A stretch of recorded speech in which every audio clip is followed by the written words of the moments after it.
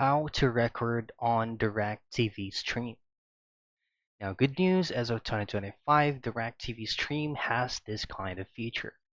All you have to do is just to simply open the app and then just choose on any shows or movies that you would like to be recorded and just simply locate the plus icon, usually located at the lower right portion of the show that you're watching. Now, it is going to be depending on the storage size of the subscription that you paid for DirecTV Stream.